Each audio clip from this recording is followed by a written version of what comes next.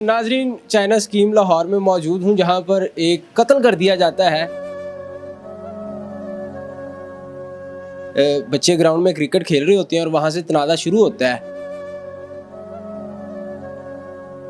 तकरीबन इतवार वाला दिन था, 6:30 बजे के करीब ये मामला शुरू हुआ है। 5 बच्चे हैं उनके, 3 बेटियां हैं, 2 बेटे हैं।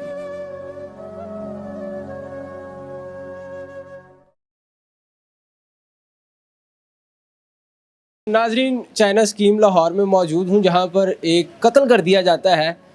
बच्चे ग्राउंड में क्रिकेट खेल रहे होते हैं और वहाँ से तनाज़ा शुरू होता है और बच्चों का वालिद, जिसका नाम नासिर भट्ट था, लड़ाई झगड़ा ख़त्म करवाने के लिए मैदान में जाता है और वहाँ पर बल्ले के वार से उनके सर में एक बहुत हैवी ज़रब लगाई जाती है। उस ज़ख्म की ताब ना लाते हुए वो शख्स हॉस्पिटल पहुँचने से पहले दम तोड़ देता है। मकतूल के भाई मेरे साथ मौजूद हैं, इनसे जानते कि क्या मामला हुआ था। अस्सलाम वालेकुम। वस्सलाम। क्या नाम है आपका? कैसर भट्ट मेरा नाम। कैसर भाई, बताइएगा उस दिन क्या मामला हुआ था? सर, उस दिन वो तकरीबन इतवार वाला दिन था, 6:30 बजे के करीब ये मामला शुरू हुआ है। सुबह 6:30 बजे। सुबह 6:30 बजे बच्चों का टूर्नामेंट था कुछ। उन्होंने विकेट लगा के खेलना शुरू किया है। एक कप ट्रॉफी उन्होंने जीत ली है। वो घर छोड़ के फिर गए हैं, खेल रहे हैं। आपके बच्चे?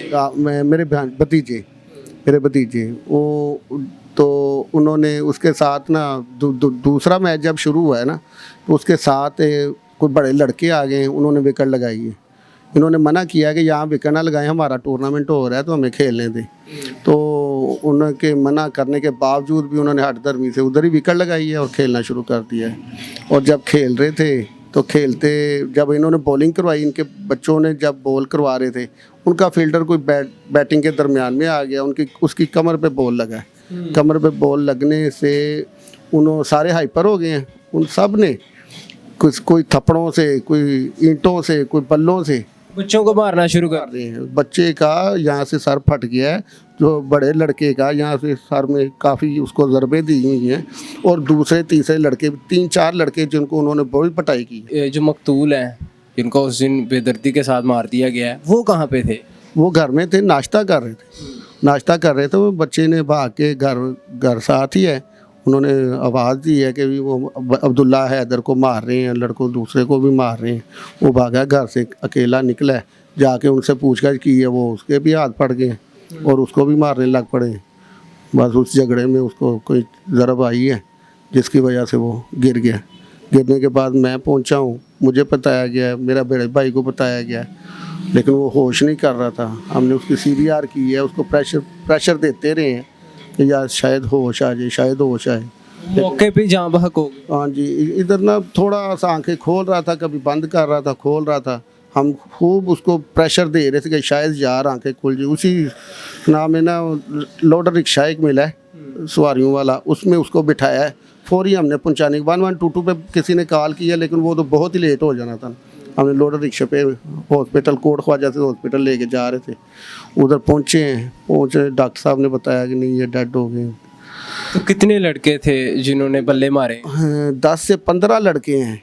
जो दोनों टीमें आपस में खेल रही थी, वो एक ही जगह के लड़के थे सारे। वो आपके एरिया में से नहीं थे? नहीं, हमारे एरिया साथ ही है, लेकिन हमारे एरिया के नहीं, थोड़ा दूर जाके हैं, वहाँ से आए हुए थे वो। फिर आपने FIR वगैरह करवाई? जी, मैंने 15 पे कॉल की है। 15 पे कॉल करने के बाद फिर पुलिस की गाड़ी आई है, मेडिकल की गाड़ियाँ पहुँची हैं, तो सारे मामला आगे शुरू हो गए हैं। फिर वो SHO साहब बैठे रहे, 4-5 घंटे बैठे रहे। फिर वो मुझे DIG ऑफिस से भी फ़ोन आते रहे कि आपका ऐसे मैं कि हुआ है, पुलिस आपसे तावन कर रही है, मैं क्या कर रही है। फिर SSP ऑफिस से भी कॉल आई है, उन्होंने भी कहा कि कोई मसला हो तो हमें आपने बैक कॉल करनी है। आपने कितने मुल्ज़मान नामज़द करवाए हैं FIR में? मैंने नामजद नहीं करवाया। वो एक लड़का था जो इनको पहचानता था। हमारी तो पहचान में नाम भी नहीं, शक्ल भी नहीं, कुछ भी नहीं है। वो उस लड़के ने बताया था कि मुझे पता उसके घर। वो फिर उसी वजह से कितने मुल्ज़मान है टोटल? तकरीबन टोटल तो 10-15 लड़के बता, जिनके नाम FIR में 5 बंदे, 5 गिरफ्तार हैं। हाँ जी। तो वो तकरीबन 3 से 4 लड़के पकड़े हुए हैं। एक लड़का जो है ना वो फरार है, वो नहीं काबू हुआ है। अब वो पकड़ लेंगे इनको।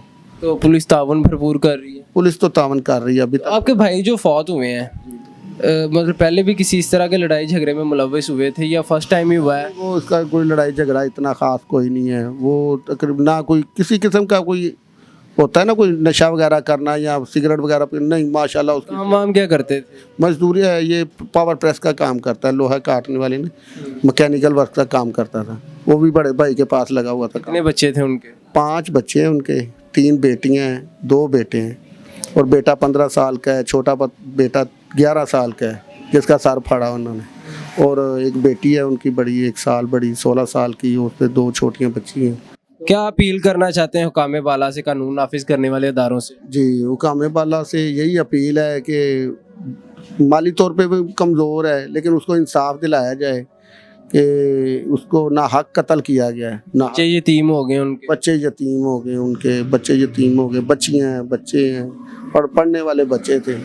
अब कौन उसकी कफालत करेगा, कौन कैसे करेगा? हमसे तो जो होगा हम उनके सर पे हाथ रखेंगे जैसे भी होगा, लेकिन जो इंसाफ में मिल जाए हमें उन बच्चों के लिए, तो ये उनकी बड़ी मेहरबानी होगी। जी नाज़रीन, आपने तमाम गुफ्तगू जानी। एक छोटा सा तनाज़ा और एक शख्स की जान ले गया जो बिल्कुल बेकसूर था और अपने घर में नाश्ता कर रहा था, खुशहाल ज़िंदगी गुजार रहा था। अपनी राय से कमेंट सेक्शन में ज़रूर आगाह कीजिएगा। मुझे दीजिएगा इजाज़त, अल्लाह ने के बाद।